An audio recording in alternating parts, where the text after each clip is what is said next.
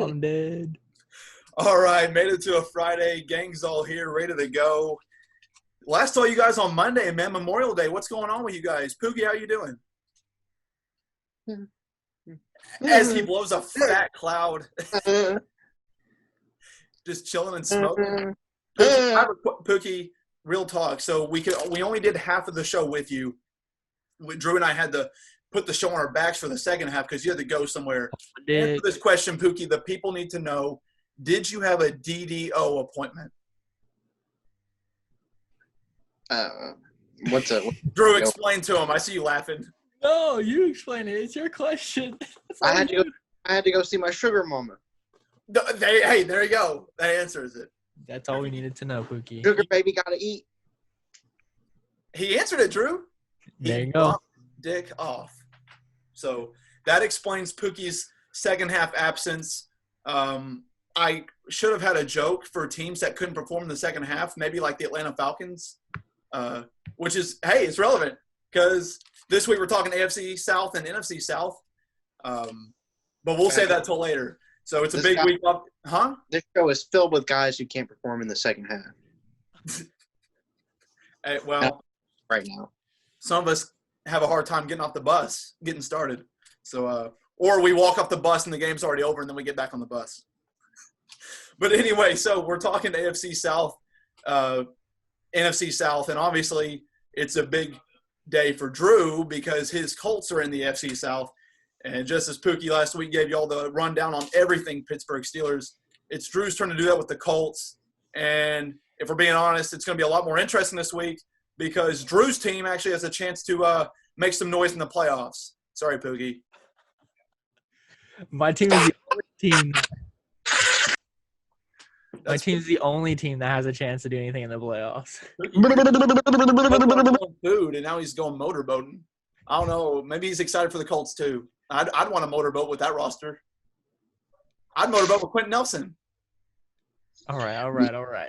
We'll save it. We'll talk about our favorite player later. Don't worry. I got it, guys. Real quick, before we get started, the NFL's been discussing some rule changes as of late. And there was the possibility of having a sky judge, which apparently they actually do have in some scenarios, but that's not going to happen this year. It's been tabled. Obviously, they're trying to get rid of the most dangerous plays in sports, and the kickoff is absolutely one of those because I'm on it and I'm dangerous. I'm a headhunter, all right? But if you take away the kickoff, you got to take away the onside kick too. And you know, what are the alternatives here? And anyway, this is an onside kick-related stat of the day. Fellas, you may believe this, you may not, but I'm going to hit you with it. Of the last 104 onside kick attempts in the NFL, 0 have been recovered by the kicking team. 0. Listen, when we talk onside kicks, don't come at me because Super Bowl, whatever, 2009, Saints, Colts, motherfucking Sean Payton did an onside kick. So don't include me in this onside kick stat. Well, more NFC South talk. May have to give Pookie the Saints because Drew's freaking salty. Hey, that was over 10 years ago. I'm over it. It's fine. I'm still Super Bowl 45 and Aaron Rodgers. I hope that Charles Wood fucking collarbone is still giving him trouble. Pookie, he's a bad man. And Drew and I spent 40 minutes talking about that bad man. And that's Kirk Cousins, not Aaron Rodgers, last time. But real quick, I wanted to bring this in here. So, obviously, we've been talking about – we spent, like, an entire episode talking about quarterback contracts with Dak Prescott on the news. And, obviously, we were anticipating the day when Pat Mahomes and Deshaun Watson would come to the table.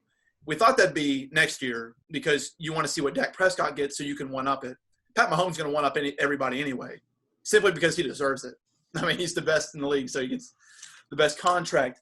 But with the way the league is shaping, the way the pandemic is affecting sports and the schedule and potential revenue, the salary cap may decrease by 30% going into next season. There's reported values anywhere from 25% to 35%. But with the NFL also negotiating a new TV deal soon, the salary cap's going to go way back up. But we're not entirely sure, the timeline exactly. So there's a chance that Pat Mahomes may actually come to the table this year as opposed to next year. So he may actually sign an extension this year. And it got me thinking about, and Pook and I talked about this beforehand about how quarterback contracts can like ruin a team. They can be great, but also at the same time, you're tying up so much cap space that can be used for others. We talked about this. Go back in earlier episodes. But anyway, I told Pookie that there's like this conspiracy theory that, they talk about Tom Brady taking these team-friendly deals. Well, there's a conspiracy theory that Robert Kraft was actually dumping tons of money into the TB12 brand on the side to supplement the pay that Brady's been getting. And, these under-the-table deals that Kraft may not have been making, I don't know. But, Pookie, do you buy that story about Robert Kraft? Is there a chance you think he did it?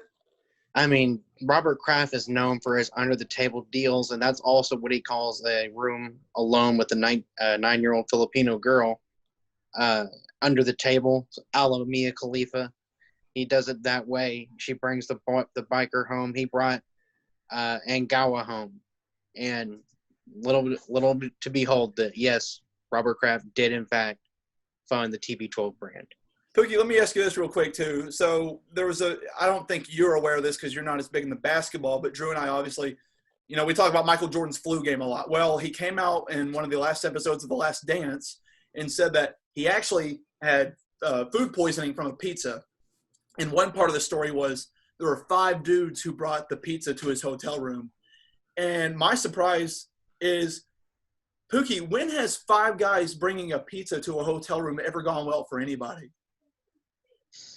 It's only gone well a handful of times, and I could tell you their names, but they're all on point now. You don't let all 5 guys in at the same time. It never goes well.